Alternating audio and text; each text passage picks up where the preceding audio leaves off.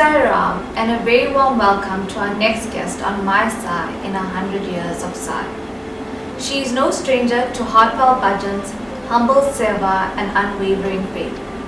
Originally from the North Coast and now a proud Merebank resident, she is a shining light of the Sri Sathya Sai Center Hillside, always ready to serve, sing and support wherever needed. We are truly blessed to have her here with us today to share a deeply personal journey of faith, healing and surrender. I welcome Aunty Kamala Brijlal. Aum Sri Sai Ram. Aum Sri Ram. Thank you for joining us. Aunty Kamala, let's start at the beginning. How was Swami first introduced into your life? My humble pranams at the lotus feet of my dear Lord Bhagawan Sri Sathya Sai Baba, Aum Sri Ram. I was first introduced in the year 1987, toward the latter part of the year, when a very close family friend came to us and told us that why don't you all come and join us for bhajans on a Thursday. And at that time I was residing in Veerlum, and the bhajans was taking place at the Sri Gopala Temple Hall in Veerlum. So their words were, come and join us. If you all don't like it, you all don't have to, but at least come and see what it is. So my family and I, we said, okay, the following Thursday, we went. We didn't know about dress code at that time, and we just went. But as I took my first step in and saw Swami in front, I think everything changed for me. It was a feeling that, it's hard to explain somebody. You get a complete different feeling. And that from that day onwards, I have never turned back and looked forward to a Thursday going to satsang. And that really brought like inner peace for me. And we thanked the family a lot for approaching us to let us come to the satsang. And we really enjoyed it, my family and I, and we used to look forward to every week going. And that day when I sat in the front and I looked at Swami, I said, Swami, I don't know, I've come here for the first time, but if ever I get the opportunity, I like to see you in physical form. Yes, my wish was granted in the year 1991 of December, when I went to Prasanthi. We went as a family, and I think it was the most beautiful time that I spent there. I spent a week and a half there, and I spent Christmas there, and it was the most beautiful Christmas. That there is no words to explain the feeling you have inside you when you experience certain things. Like for example, on Christmas morning when we were doing Nagar Sankirtan, and we came in front of the old mandir to get darshan, and that was like the early hours of the morning, and Swami came on the balcony of the old mandir in a white robe, and that was like an electrifying moment, where you get shivers down and you think, I wish you could be nearer Swami, but getting that darshan is, was more than enough. And then also I was also glad that I was chosen to take part in the Christmas choir where we sang in front of Swami. So that was a very, very nice opportunity. And also feeding Sai Gita. Yeah, we had the opportunity of feeding Sai Gita, taking photos with Sai Gita. And also, at that time, you'll remember we used to take letters and go to give Swami. And we were there for a week and a half. And every time, we never got the opportunity of getting a front row. I mean, maybe y'all wouldn't know, but when I went, we used to sit on the sand in the old mandir, in front of the old mandir in the sand. So we had rows there, and the person right in the front will pick a number from a bag. So then they pick it up and say, this is the number we got. So we never got the chance of giving our letters to Swami. And eventually our time was coming nearer to leave, and we said, okay, if we can't, then we just have to leave it in the post box. There's nothing we can do. But a day before we could leave, we got second row. So that moment when Swami took letters from my hand, it was absolutely beautiful. He took the letters, and my niece was with me. She had a plate of sweets. He took the sweets and gave through to everybody and gave all of us darshan. That was an absolutely beautiful moment. You're so blessed. Yeah. Wow. So, Is there any miracle or experience that you would like to share with us other than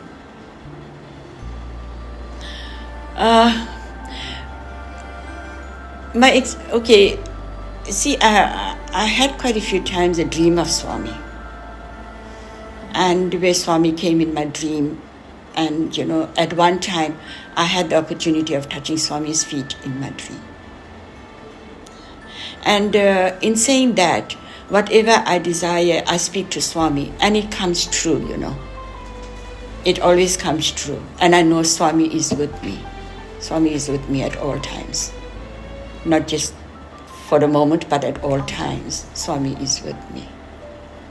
you said Swami is with us? Yes, that's true. And we know you faced many challenges over the years. Can you tell us about some of these challenges or hardships or illnesses that you've encountered?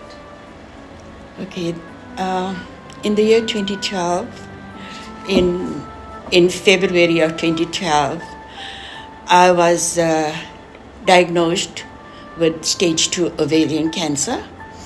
And, when the doctor tells you that, it feels like a death sentence at that time. But you slowly overcome that, and you have to accept it, that this is what is in you, and you have to face it. And, obviously I cried a lot and all that. But by the next morning I was more calm. And I went to Swami's feet and I said, Swami, I leave everything at your lotus feet and you help me now. You help me. And from there, it was not an easy journey. You have your good days, you have your bad days. There was lots of ups and downs with treatment. And on May 9th of 2012, I started my treatment with chemo. And it was not an easy road. It was definitely not an easy road with chemo. And but as I say, with Swami by my side and support of all my loved ones, I was going through every day. And but the biggest challenge I think I had to face was while I was on treatment in August 13th, 2012, my husband suddenly went under cardiac arrest and passed away in my very presence.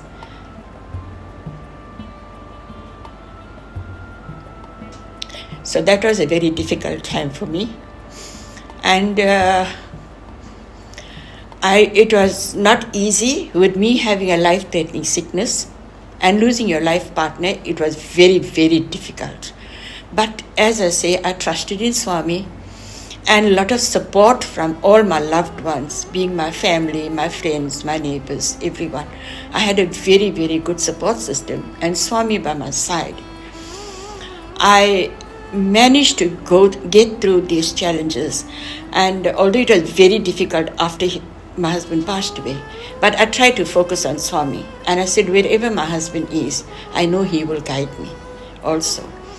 And in the same year of 2012, on the 2nd of October, with Swami's grace and blessing and everyone's support, I came back cancer-free. So I think that was the most difficult part of my journey, was the year 2012. Yeah.